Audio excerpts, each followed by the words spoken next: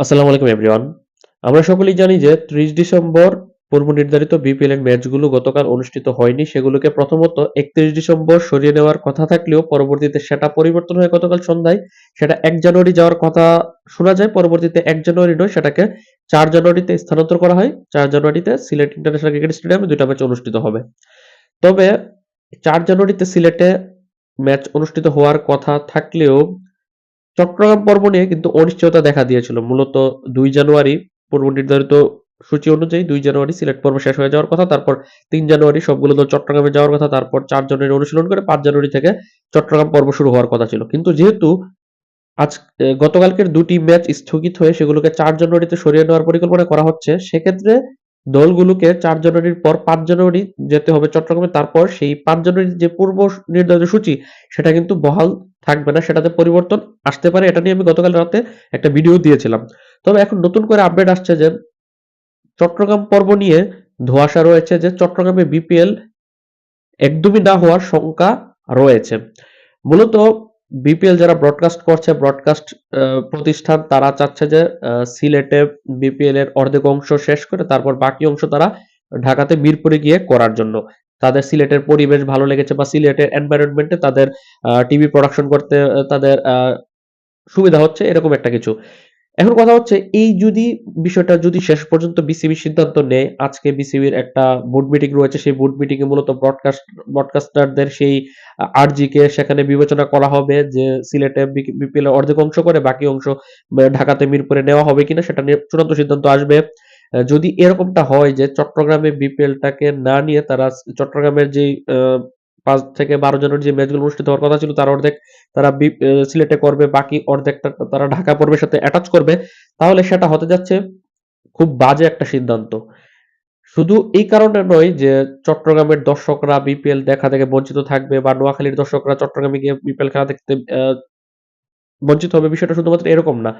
BPL এর যখন থেকে চট্টগ্রাম পর্ব এড হয়েছে, বিপিএল এর স্টেডিয়াম ভেন্যু বাড়ানো হয়েছিল তারপর থেকে কিন্তু কখনোই চট্টগ্রামে বিপিএল এর ম্যাচ অনুষ্ঠিত হয়নি, এরকমটা কিন্তু কখনোই হয়নি। আর যেহেতু বাংলাদেশের স্টেডিয়ামগুলোর মধ্যে অন্যতম বড় একটা স্টেডিয়াম চট্টগ্রাম এবং অন্যতম একটা বড় একটা দর্শক আগ্রহের কেন্দ্রবিন্দুতে চট্টগ্রাম রয়েছে। পাশাপাশি যদি আমরা ব্যাটিং পিচের কথা বলি বা উইকেটের কথা বলি সেখান দিক দিয়েও কিন্তু চট্টগ্রামের একটা ভালো একটা নামডাক রয়েছে। চট্টগ্রামে প্রচুর রান হয়, যেরকমটা দর্শকরা চায় যে বিপিএল এর রানগুলো এরকম হোক। এই ধরনের পিচকে ইগনোর করা বা অবহেলা করাটা কি সঠিক সিদ্ধান্ত হবে? সেটা নয়। বিপিএল এর জন্য তো সেটা কাম্য নয়। অন্যদিকে ব্রডকাস্টাররা কেন চাচ্ছে যে সিলেট পর্বে তাদের জন্য সুবিধা, চট্টগ্রাম পর্বে সুবিধা না? এর আগে যে ব্রডকাস্টাররা ছিল বা এর আগে যে প্রোডাকশন কোম্পানি ছিল রিয়েল ইমপ্যাক্ট, তাদের তো এই ধরনের সমস্যা ছিল না। তারা কিন্তু কখনোই এই ধরনের আর্জি কখনোই বিসিবির কাছে রাখেনি যে তারা চট্টগ্রাম পর্বে করতে চায় না, সিলেট ঢাকা করতে চায় অথবা সিলেটে করতে চায় অথবা ঢাকাতে করতে চায়। এরকম কখনোই আমরা শুনিনি। কিন্তু এই নতুন ব্রডকাস্টাররা বা নতুন প্রোডাকশন হাউসরা তারা কেন চাচ্ছে যে তারা সিলেট পর্বের পর ঢাকা পর্বে যাওয়ার জন্য, সেটা সম্পর্কে আমার বিন্দুমাত্র কোনো ধারণা আমি পাচ্ছি না। এটা হতে পারে যে সিলেটের মধ্যে ভালো ভিউ পাওয়া যায় প্রোডাকশন করতে বা ব্রডকাস্ট করতে, অনেক সুন্দর সুন্দর ভিউ পাওয়া যায়। কারণ সিলেটের স্টেডিয়াম বাংলাদেশের সবচাইতে সুন্দর ভিউ এর জন্য সেরা স্টেডিয়াম সিলেটে। এটা নিঃসন্দেহে আমি মানতে রাজি। এটা সকলেই মানবে। তবে চট্টগ্রামের ভেন্যুকেও তো আপনি অবহেলা অবজ্ঞা করতে পারেন না। এক্ষেত্রে কিন্তু চট্টগ্রামের দর্শকদের বিপিএল এর প্রতি অনাগ্রহ সৃষ্টি হতে পারে। যারা অপেক্ষা করছিল চট্টগ্রামে খেলা গেলে তারা চট্টগ্রামের মাঠে বসে খেলা দেখবে, তাদের অনাগ্রহ সৃষ্টি হতে পারে। এছাড়া একটা বিশৃঙ্খলাও তৈরি হতে পারে। এখন এই যে বিষয়টা, এটাকে বিসিবি কিভাবে সায় দেয় বা সেটাকে উড়িয়ে দেয় সেটাই দেখার বিষয়।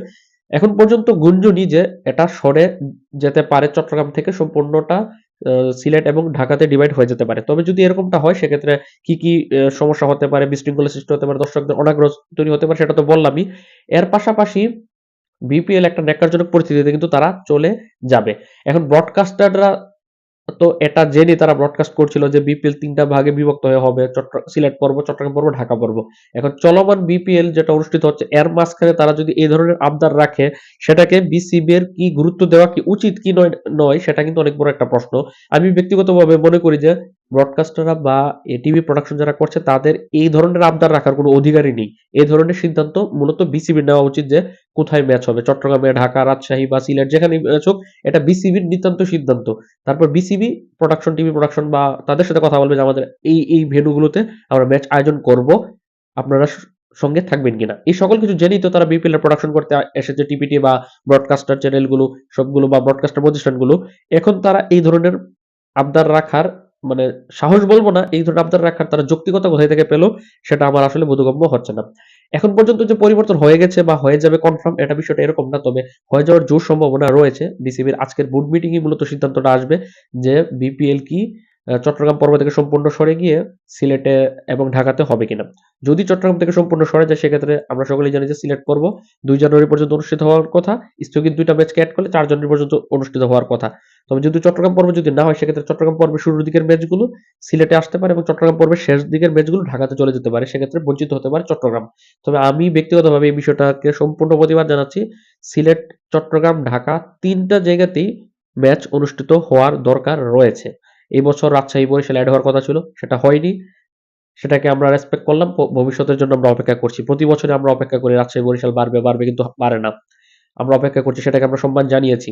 সমর্থন করেছি যে এই কারণ যে রাজশাহী স্টেডিয়ামে খেলা সম্ভব না, কারণ স্টেডিয়াম প্রস্তুত না বা বরিশাল স্টেডিয়ামে প্রস্তুত না। কিন্তু এক্সিস্টিং যে স্টেডিয়ামগুলো রয়েছে সেগুলোতে যদি বিপিএল যদি সেখান থেকে সরিয়ে ফেলা হয়, সেটা আসলে আপনি যে কোনো বিভাগের দর্শক হন না কেন, আপনি সেটাকে আসলে ইগনোর করতে পারেন না বা সেটা আপনি সমর্থন করতে পারেন না। এখন বিসিবির সিদ্ধান্তের উপরে সবকিছু ডিপেন্ড করছে যে বিসিবির আজকের বোর্ড মিটিংয়ে কি সিদ্ধান্ত আসতে যাচ্ছে।